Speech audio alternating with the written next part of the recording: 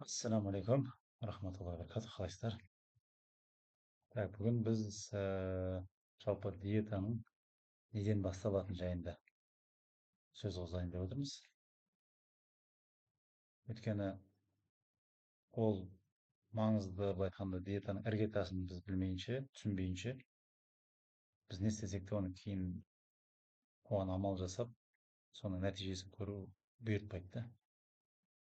Кез келген үй өзінің бір іргетасында тұрады, ол іргетасы болмаса, үйде басқа да құрылыс тұрмайды да, құлап қалады уақыт келген кезде. Сол себептен диетаның іргетасы, бастамасы ол дұрыс тамақтану әдебі. Осы әліппе. Диетаның әліппесі. Сосын барып уже ана тіліне, қазақ тіліне көше береміз да. Осы әліппені білмей, сіз диетаны түсінбейсіз. Түсінбек түгіл, ол ертең сізге бір ауыр, бір қиын, андай бір жүк болып кетеді. Мысалы, бала бірінші классқа барған кезде әліппені үйретіп барып, сол прямо оқуға қиынделеді ғой. Оны бірінші классқа келе салысымен абай атамыздың қара сөздерін оқыта алмайсың, сол сияқты енді диетаны түсініп жатқан адамға бірінші осы диетаның әліппесі, тамақтану әдебін үйрету.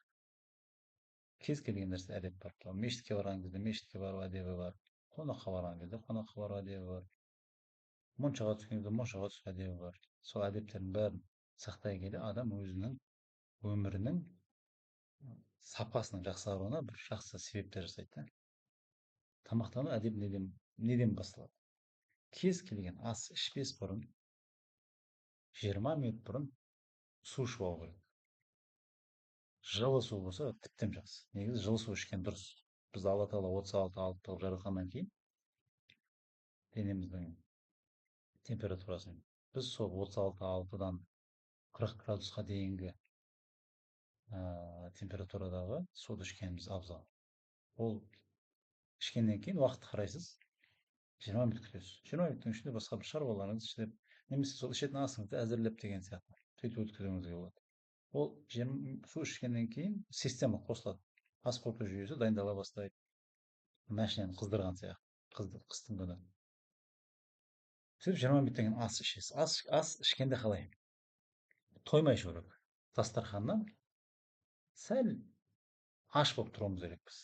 Неге десеңіз,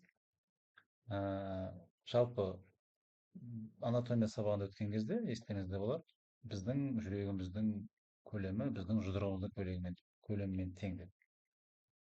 Сол сияқты біздің асқазанымыздың да көлемі дәл жұдырығымыздың көлемімен тең. Сол жұдырықтың көлеміндей ас ішкен дұрыс.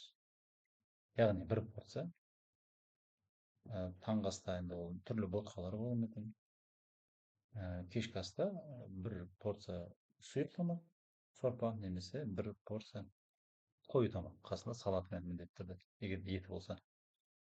Өйткені өзінің сол пропорциясы бар, оған кейін тоқталамыз. Қазір сол ең маңызды. Астың алдында 20 минут су ішеміз. Асты тоймай жейміз. Бисмилля оң қолмен. И 40 минут күтеміз. Астан кейін ештеңе ішу болмайды. Өкінішке орай қазір бізде әдетіміз, жалпы қазақтарда көбінесе, бүкіл орыстарда болсын, бәрі не ішсе де, таңғы ас ішсе де, түскі ас, кешкі ас ішсе де, шай құяды бірге. Сүтпен шай болсын, сүтсіз шай болсын, бірақ шай бірге кетіп отыр. Бұл дұрыс емес. Өйткені біз егерде ас ішу барысында су, сок, компот, шай ішіп жіберсек, онда біз ұйқы безін жұмыс өткізбейміз. Ұйқы безі ұйықтаған күйінше ұйықтай береді. И ас қорыту жүйесі дұрыс өзінің функциясын атқара алмайды. Қорыту процесін, ананың ішкен асты бөлу процесін 40 минут күту керек. 40 минуттан кейін барып ішесіз. Шай ішесіз ба, су ішесіз ба, оны өзіңіз білесіз. Ең бастысы зиянды газировка, басқа да сондай өнімдер ішпесеңіз болды. Осыны бір рет, бір күн, бір таңғы аста немесе кешкі аста әдет қылсаңыз, соға да